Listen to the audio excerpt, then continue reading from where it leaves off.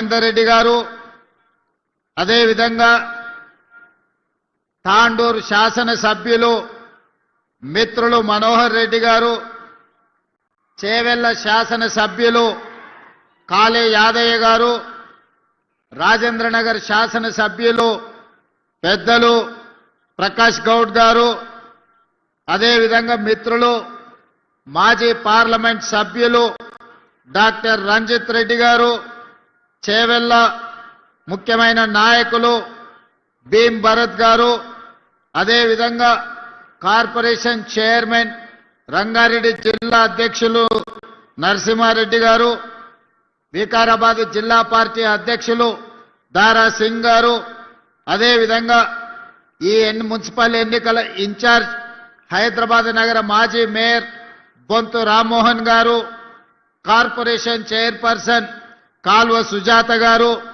అదేవిధంగా గ్రంథాలయ సంస్థల చైర్మన్ మధుసూదన్ రెడ్డి గారు, ఇతర ముఖ్యమైన నాయకులు యూత్ కాంగ్రెస్ రాష్ట్ర అధ్యక్షులు శివచరణ్ రెడ్డి గారు, ఇతర ముఖ్యమైన వేదిక మీద ఉన్న నాయకులు ఈ సమావేశాన్ని అద్భుతంగా ఏర్పాటు చేసి పాల్గొన్న వేలాది మంది కాంగ్రెస్ పార్టీ కార్యకర్తలకు, ముఖ్యంగా మా ఆడబిడ్డలందరికీ కూడా మనస్ఫూర్తిగా ధన్యవాదాలు, కృతజ్ఞతలు తెలియజేస్తున్న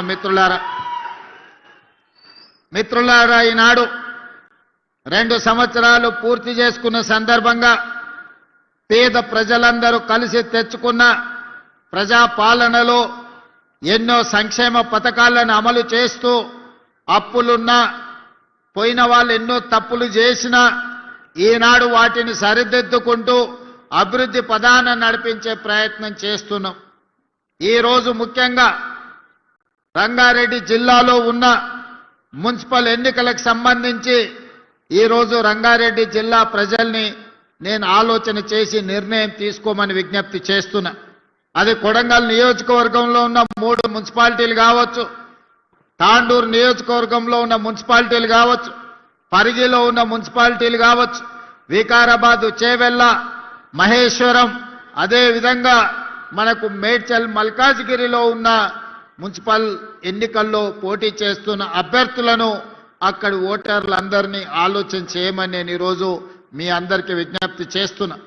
తెలంగాణ రాష్ట్రంలో 2014 నుంచి దాదాపుగా 2024 వరకు 10 సంవత్సరాలు చంద్రశేఖరరావు గారే ముఖ్యమంత్రిగా ఉన్నారు.